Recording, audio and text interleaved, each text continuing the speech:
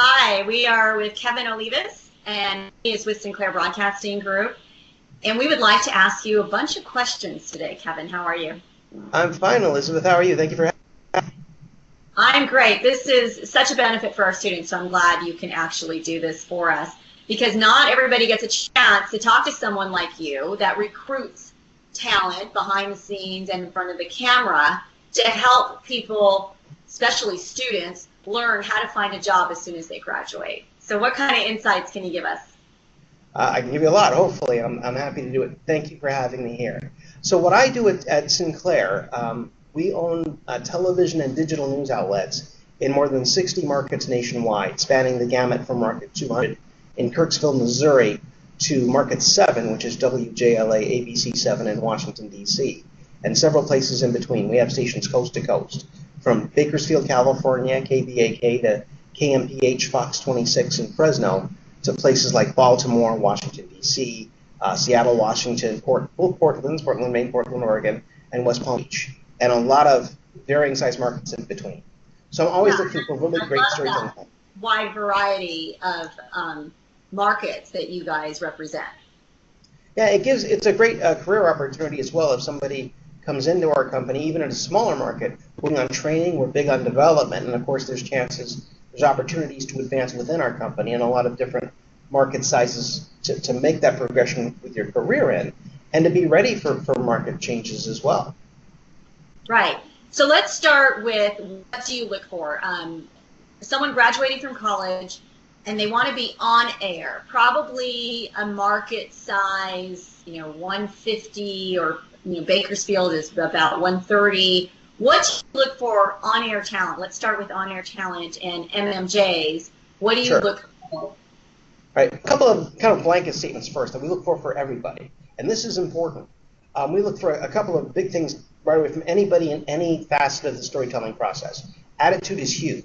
Somebody's got a positive attitude who enjoys storytelling.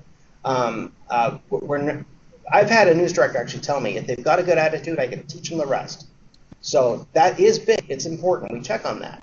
We want to know that they work extremely well and enjoy working well with others, that they enjoy interacting with people in the community. You're literally a representative of the station, of the entire news organization, and we want people who understand that responsibility that goes along with it.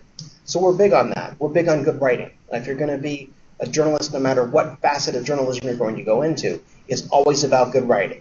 Whatever technology comes along that might make storytelling easier is fine, but the good writing part of it is never going to change.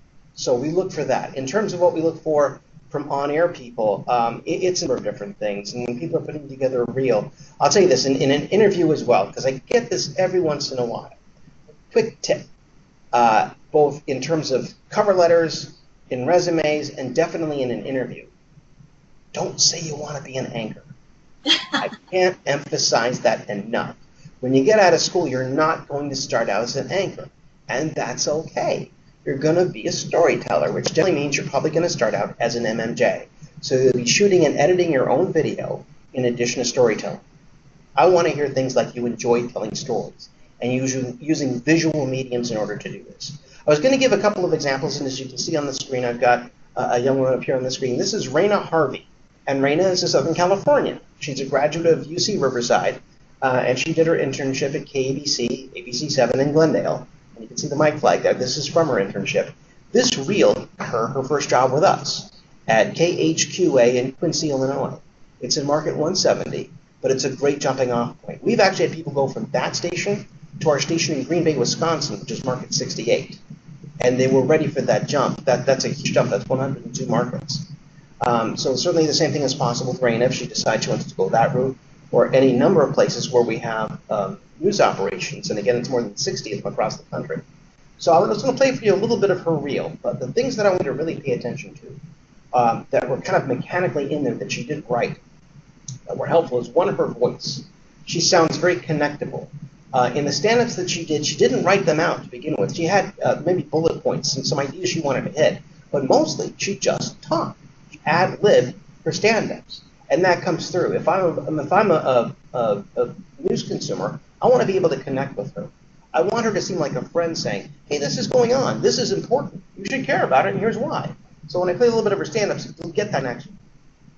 Today is Black National Solidarity Sunday, where congregations across the United States are wearing all black to signify unity and protest police shootings against unarmed black men.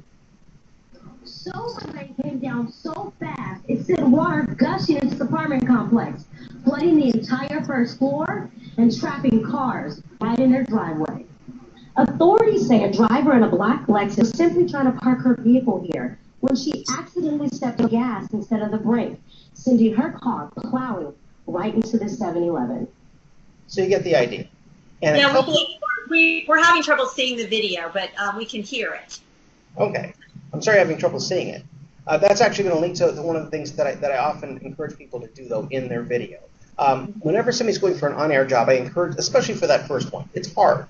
There's a lot of competition out there. Is a couple of things. One, color and movement. I often encourage people to try to put themselves into the shoes of a typical news director. And any news director, even those in the tiniest, most podunky, out-of-the-way, small-town markets in the middle of nowhere, have chaotic days. Being a news director brings with it chaos on a daily scale. So they constantly have people coming into their office, whether it's from the newsroom saying the live truck isn't working, or we can't get somebody to go on the record, or the general manager comes in saying our ratings are down. They've got all of that. In the meantime, again, in these tiny markets, they get a mountain of emails with links to reels from people who want to be on television.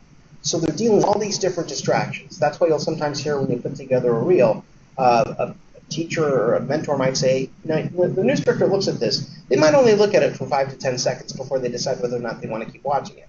That's why. They get so many of them, they're looking for an excuse to stop.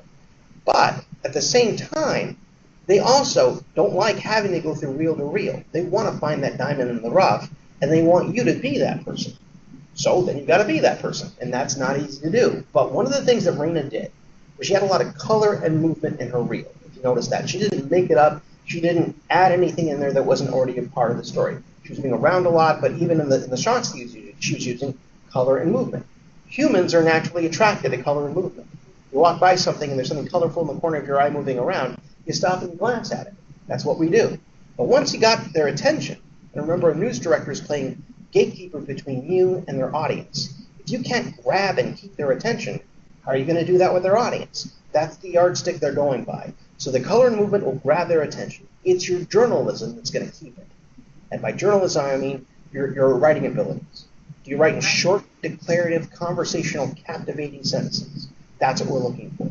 Do you seem like connectable, like I mentioned with Raina? A friend telling you this is going on, it's important. You should care about it. Here's why. If you're able to do that, then you got them. It probably aren't going to go through the whole reel, but you have to plan out like they will. You can't have any mistakes in your reel. Usually people start with a stand-up montage, something that shows them covering different kinds of stories, if you have it. If you happen to have a live shot, that's great. If you don't, that's okay. Basically, what I would be looking for is the best of you, the best of your abilities. If you're able to show yourself covering a variety of stories, whether it's breaking news or even a government story that you're able to, like a campus government story that you're able to make interesting, that will draw my attention. If breaking news, if you have that, that's great. If you have a feature story, that's fine too. If you have a mix of entertainment, sports, healthcare, education, you name it, all kinds of different things. If you've got that, that's wonderful. A stand-up montage shouldn't really be more than about 1.5 minutes. It gives me an idea of what you look like on camera. Television is a visual medium, so that is part of it. Now, if that was all of it, then there really wouldn't be a whole lot of substance to that. That would be a novelty that would wear off. I'm looking for more than just how you look. I'm looking for also how comfortable you seem, how much you seem like a friend, as I mentioned before. It's an important point. So about 1.5 minutes, and then I'm looking for your packages. So if you go from your montage to anchoring, again, you're not going to start out as an anchor. So try to avoid put anchoring in there. If you do feel the need to put anchoring in there, put it toward the end, either the end of a montage or the end of a reel. Instead, I want to see your reporting, because if you're going to start out as an MMJ, I want to see what your shooting looks like. I want to see what your editing looks like. I want to know that you're able to create captivating packages that grab my attention and keep it. Again, that's the yardstick. Doesn't keep your attention. And that's a question I often get is, how long should your reel be? And that's the yardstick to go by, is, does it keep your attention? If it does, you're fine. If there's any part of the reel, it'd be helpful to show it to a friend too. If they start losing interest, that's when you know you got to make an edit or change something. One other quick thing that I often encourage people to consider as well is, if you've got a whole package, And part of it is really captivating. Another part of it may not be. There's no rule saying you have to put the whole package in there. You can put in just the part that's really captivating, and then if a news director or somebody else looks at the package as a question about what happened at the end of that story, you already know what happened, and you can tell it. Right, and that's a good point. And, I don't want to take up too much of your time, too, here. So let's talk a little bit about what you look for in a producer. I know generally overall, you were saying exactly what I tell my students. It's all about good writing. A good journalist means good writing. That leads to good storytelling. You add the pictures, you add the sound bites, you add the stand-up, the active storytelling, and that makes a good journalist if you want to be on air. So let's talk about behind the scenes, being a good producer. And again, that does mean good writing, but what else does it mean, Kevin? Well, one of the things I often say, just to make sure that the point is registered, is producers are journalists. I can't emphasize that enough. They are. They, in fact, may practice even more journalism than somebody on the air because they have so much control, and they really are kind of the final gatekeeper between reporters or photographers and the audience. So they're the ones that really decide how a newscast works. They play a huge role in what angle stories take. So there's a lot of that. So obviously, writing is part of it. Another thing that we look for with producers is their leadership abilities. How well are they able to inspire others to want to do on their own what would need to be done to create a great news product, not just on air, but also on multiple platforms, on mobile media, on social media like Facebook, Twitter, Snapchat, Instagram, platforms like that. How would it look online on the station's website, and how do they create unique content for each platform? Not just taking a patch that aired on television and putting it on those other platforms, but instead something unique, because there's a different audience on each platform. Like there who don't watch television news, but they're still interested. They're still interested in what's happening in the community, what's happening in the world. So they will check you out. You got to give them a reason. And a reason to keep coming back. One of the folks that we hired out of West Virginia University, a young woman named Taylor Lusota, we hired her in June 2015. When she was at West Virginia, she was really good. And her goal going into the whole thing was to be a newscast producer. She enjoyed the aspect of informing communities, of telling stories that make a difference, and overseeing all of that. She was really good leadership skills. So all of that, and her great attitude and her spot-on ability to write well, made her a winner for us. So our station in Johnstown, Pennsylvania, WJAC, NBC6 of Johnstown, hired her. Johnstown is near Pittsburgh, and it's also within that leadership area is Penn State University. So that helps to kind of zero in on where it is, that's it. And so the deal that she did that got her the job in Johnstown, this is it. West Virginia has been hit with a lot of environmental issues, and they had a problem. It made national news a little more than a year ago where a company had accidentally released toxic material into drinking water, and so that the entire area had to have bottled water shipped in, and they were told not to drink water out of the tap because it's toxic. So her college decided to do a newscast that was dedicated to the environment. It's called WVU News Goes Green. I'm just going to play you the opening package, kind of quick opening headline, and right into the first opening with the first reporter on set. During the cold open, you're going to see a little water droplet effect that she does. It's a small little thing, but it's attention to detail like that really kind of made me think, wow, we've got something great here.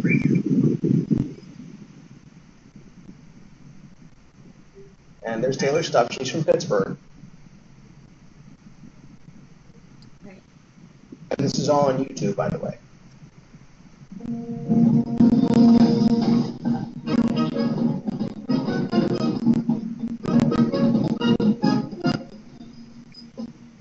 The Environmental Protection Agency being challenged in the Supreme Court. A new rule designed to make the environment healthier. Find out how this can affect your safety on the whole board. And I'm experienced with over 3,000 fracking wells in West Virginia. Many residents are concerned how it's affecting their health.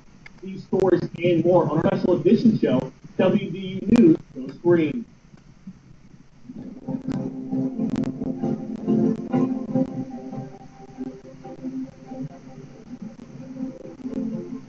And hopefully you're able to see that.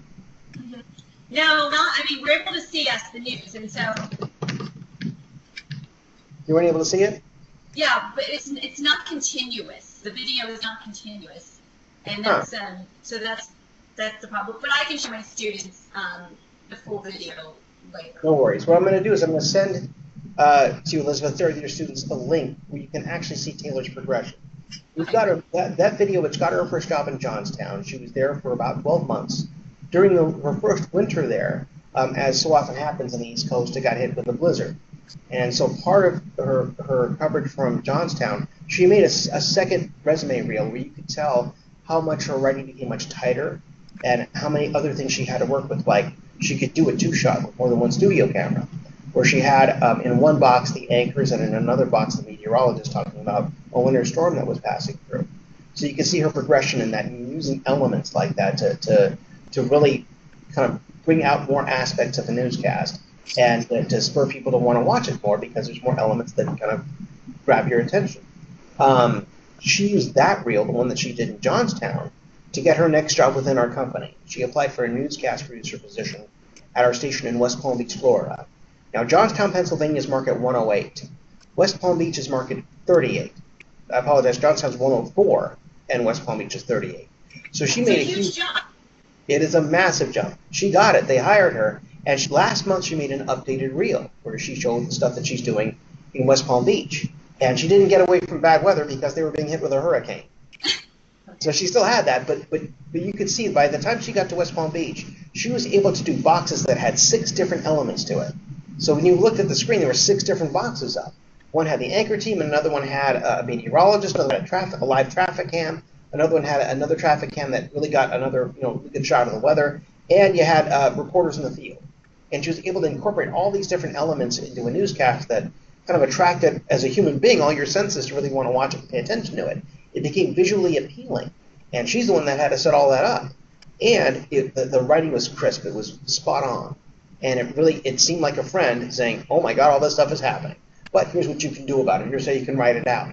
And so to me, all those different things made it really interesting. And you could see, like I say, from where she went as a student less than 2 years ago to now being a main newscast producer. She's actually our morning producer in West Palm Beach, Florida, in a large-sized market, a top 40 market, and being ready for it is really remarkable. That's what's possible with our company, and potentially if you decide to pursue a career as a producer, what could potentially be possible for you. And it has a huge impact because of what it means to a community. You can really have a big say and a big impact. And that's what I try to stress to my students, because, the first day of class, I ask them what area of news they want to go into. And as you said, some of them do say anchor, and you want to say, well, you know what, let's start out getting a reporter reel ready, and then that can lead you to an anchor position. But you don't hear many people say, I want to be a producer. And as I try to stress in my writing class, is that they have control of the newscast. As you said, they get to decide what elements are available for the audience to see, as well as they get to decide the angle of the story that the reporter takes. They really have control. So leadership skills, you said, are important. So I really like that you're stressing how producers can progress so quickly like that in the field. Well, you can even decide when a helicopter goes into the air. I mean, how many people can say they do that for a living? But if you're a producer, you can decide, well, I got this really cool shot, but I want a helicopter shot of this. Send the station helicopter out. You know how powerful that is? How many people in their daily lives, other than like an elected official, could say, yeah, send a helicopter out?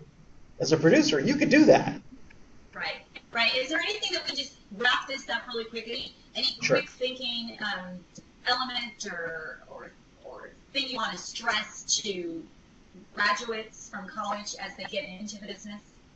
I would say start small. A smaller market. A smaller market is better than a larger market when you're starting out. Here's why.